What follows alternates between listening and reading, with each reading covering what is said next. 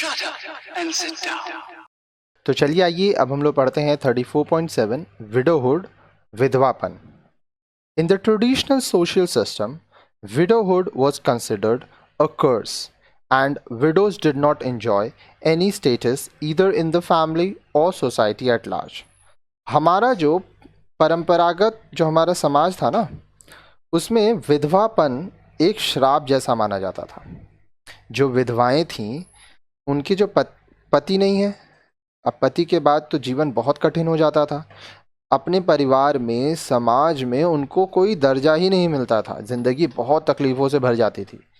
A widow was consider impure and a dark spot on the family honour. जो विधवा है उसको अशुद्ध माना जाता था और परिवार के इज्जत के लिए वह एक धब्बा मानी जाती थी.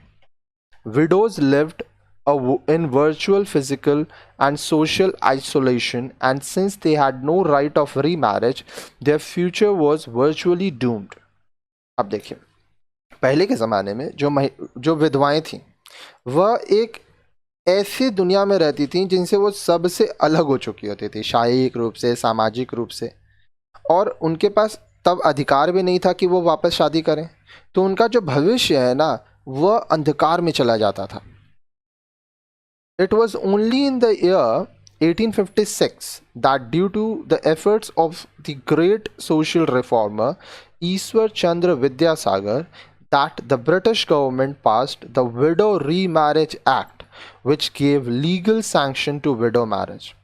अब देखिए, यह 1856 में ही हुआ कि जो बहुत ही महान समाज सुधारक ईश्वर चंद्र विद्यासागर जी के प्रयासों के कारण जो ब्रिटिश सरकार है उन्होंने एक कानून लाए, विडो रीमैरिज एक्ट, जिससे जो विधवाएं हैं वो वापस शादी कर सकें, इसका उनको कानूनन अधिकार मिला. However, the position of widows did not change drastically, nor did society easily accept the concept in principle or practice.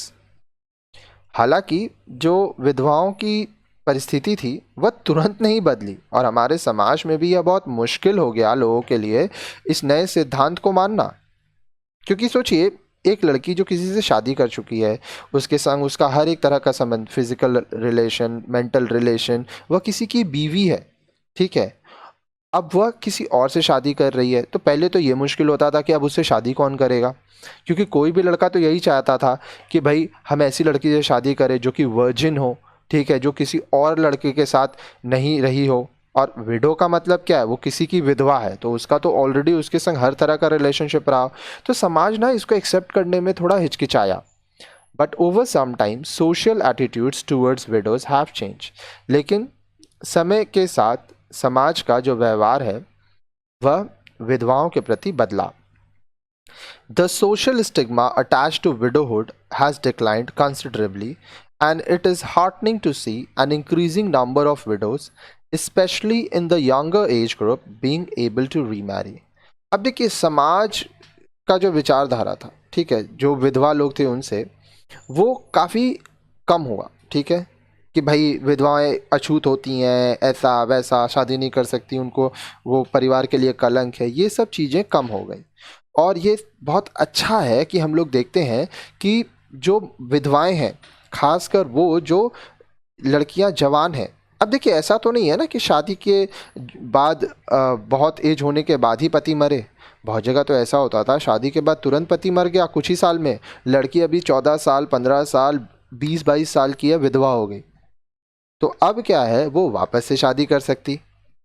This however does not mean that their problems have been solved or that all widows can find marital partners or social approval for marriage.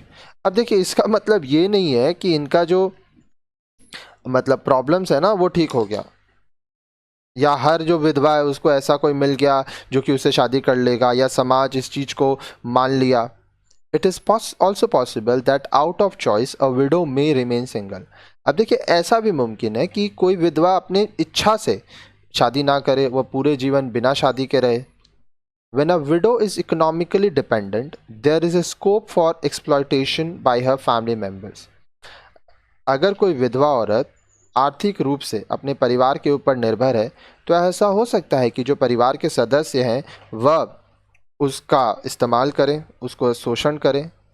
Reluctance to share family property or refusal to take responsibility for her maintenance may be the cause of this exploitation. अब देखिए, जो विधवा है वो इस उत्पीड़न को सहती है क्योंकि उसको ये डर रहता है कि अगर वो ये नहीं सहेगी तो परिवार का जो संपत्ति है उसमें उसको हिस्सा नहीं मिलेगा, या हो सकता है उसके जीवन जीने के लिए उसको जो ज़रूरतें हैं वो उसको ना मिले, तो कैसे जिएगी। Also, in these days of nuclearization of households, many widows may be left to fend for themselves, and if they do not have the necessary resources, survival itself becomes a problem.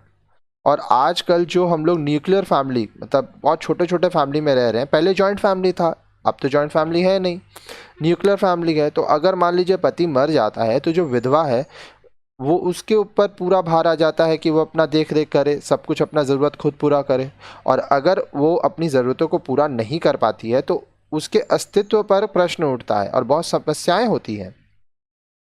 Improved access to healthcare and increasing life expectancy give a clear indication that in the future the number of older women will be on the rise and that many of them will be widows living alone. अब देखिए, स्वास्थ्य सुविधाएं जो हैं वो बढ़िया हो रहा है, लोगों का जो जीवन है, लाइफ एक्सपेक्टेंसी है, वो भी बढ़ रहा है।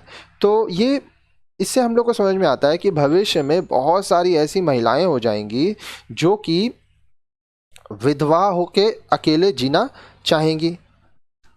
The absence of social security measures for them on the one hand and decreasing family support on the other are going to be the major problems which many widows will be facing in the future. अब देखिए, social security measures तो कुछ है नहीं उनके लिए, साथ ही साथ फैमिली का सपोर्ट भी नहीं मिल रहा है, तो ये बहुत ही गंभीर समस्याएं हो जाती हैं, ठीक है, जो कि विधवाएं भविष्य में उसका सामना करेंगी।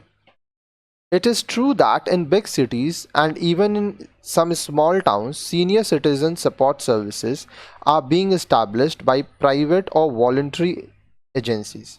अब ये भी सच है कि बड़े बड़े शहरों में और छोटे छोटे जो कस्बे हैं वहाँ पर सीनियर सिटीज़न सपोर्ट सर्विसेज लाए गए हैं, स्थापित किए गए हैं निजी और बहुत सारे वॉलंटरी एजेंसीज द्वारा। These institutions provide board, lodge, healthcare facilities and other amenities, but financial resources are required to obtain the benefit of these services, and a large number of widows are not in a position to raise these resources. अब ये जो संस्थाएं हैं, ये रहने का जगह, फिर स्वास्थ्य संबंधी जो सेवाएं होती हैं, फैसिलिटीज़ होती हैं, वो देती हैं, और भी बहुत तरह से महिलाओं की मदद करती हैं ये लोग, ठीक है।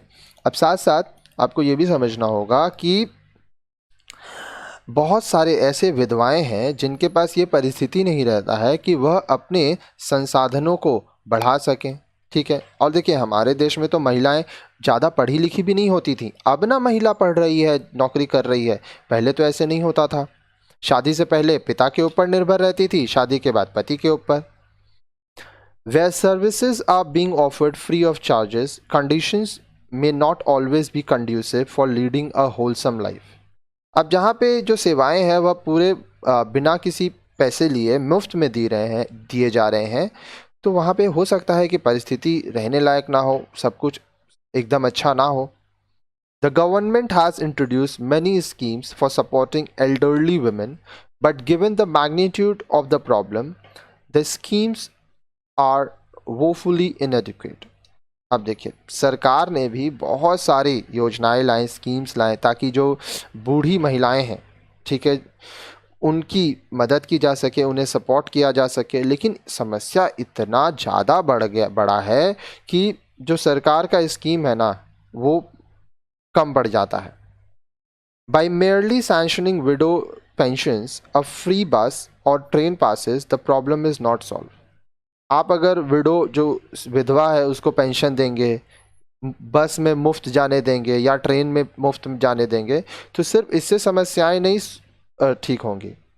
The fact that the largest chunk of the widow population is in the rural areas needs to be taken note of. अब देखिए, आपको ये भी समझना होगा कि जो सबसे ज़्यादा विधवाएं हैं इनकी जनसंख्या ग्रामीण क्षेत्र में है, ठीक है, तो उनको भी आपको ध्यान में रखना होगा. It is possible to use their knowledge and experience to create services such as community kitchens, community child support services और self-help group. अब देखिए, यह मुमकिन है कि ये जो महिलाएं हैं इनकी जो ज्ञान है, इनका जो अनुभव है, उससे आप कम्युनिटी किचन बनाएं, कम्युनिटी चाइल्ड सपोर्ट सर्विसेज बनाएं, सेल्फ हेल्प ग्रुप बनाएं, ताकि ये एक दूसरे की मदद करके एक अच्छा जीवन जी पाएं. Through these services, not only can widows empower themselves, but also younger women and girls in their neighborhood. अब ये जो सेवाएं हैं, इससे जो महिलाएं हैं वह सिर्फ खुद को मजबूत नहीं कर रही हैं, वह जो युवा महिला है, लड़की है, अपने आस पड़ोस में उनको भी मदद कर रही है, उनको भी मजबूत बना रही है. The problem of widows needs to be understood and tackled from a holistic perspective, and it is only then that real solutions will emerge. अब देखिए, जो विधवाएं हैं उनकी जो समस्याएं हैं, सबसे पहले तो वो समझना होगा, ठीक है. उसके बाद आपको ये देखना होगा कि उसको आप कैसे ठीक करना है, तब जाके जो रियल सोल्यूशन है, जो होना चाहिए, वो सामने आएगा और परिस्थिति ठीक होगी.